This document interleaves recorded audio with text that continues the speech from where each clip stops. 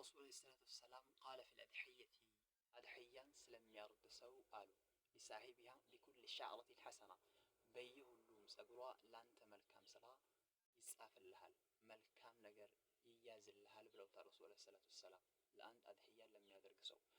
በሌላም ሐዲስ ረሱል ሰለላሁ ዐለይሂ ወሰለም ለፋጢማ ለልጃቸው እንዲህ አሉ፣ ያ ፋጢመተ ቀውሚ አንቺ የህዝቤ ፋጢማ ሆይ እርድሽን በምታርጂ ጊዜ አድሕያሽን በምታርጂ ጊዜ ተከታተይ አሉ ረሱል ሰለላሁ ዐለይሂ ወሰለም። እያት በየሁሉም ደም እንጥብጣቢዋ የሰራሽው ወንጀል ሁሉ ምህረት ይደረግልሻል አሏት ማለት ነው። ታዲያ ወንጀል ያስምራል አድሕያን ማለት ይሄ ነው። ሌላው ረሱል ሰለላሁ ዐለይሂ ወሰለም በሌላ ሐዲስ በዚህ ቀን ውስጥ ደም እንደማፍሰስ መልካም ስራ የለም ብለዋል። ከአደም ልጅ መልካም ስራ ደም እንደማፍሰስ ያህል ያን ቀን የለም ብለዋል ማለት ነው። ይሄ ነው።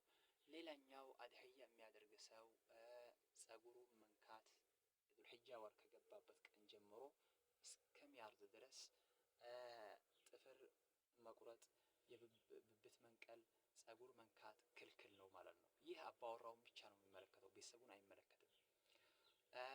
እሱ የወከለውም ሰውን አይመለከትም። ሴትም ብትሆን እንደዛው ጸጉሯን መንካት የለባትም፣ ጥፍሯን መቁረጥ የለባትም።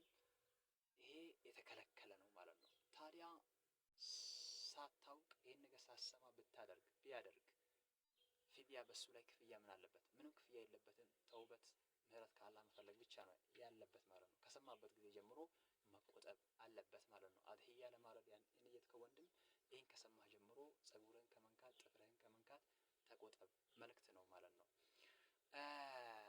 ሌላኛው ሴትም አድሕያ ማረድ እንደሚችል በዚሁ ያው መልእክታችን ነው ማለት ነው። ሌላኛው ማህየ ሹሩጡል አድሕየቲ የአድሕያ መስፈርቶች ምንድን ናቸው?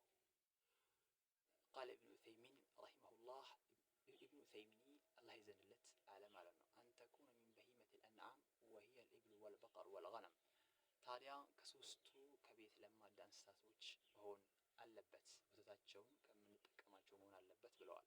ያም ግመል፣ በሬ፣ ላም፣ ሌላኛው በግ፣ ፍየል እኒህ መሆን አለባቸው።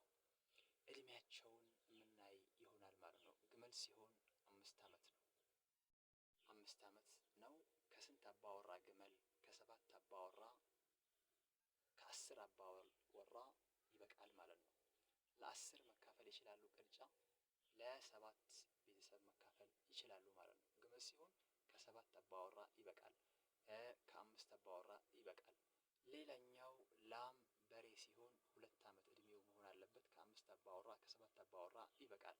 ሌላኛው ፍየል ሲሆን 1 ዓመት መሆን አለበት፣ ከ1 አባወራ ይበቃል።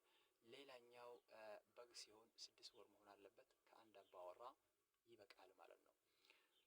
ሌላኛው አይብ የሚጠበቅ አይብ አለ ማለት ነው። 4 ነገሮች አሉ። አንደኛ እውር የሚታረሩ ነገር እውር መሆን የለበትም። ሌላኛው ህመምተኛ መሆን የለበትም። 2 ሶስተኛው አካለ ስንኩል መሆን የለበትም።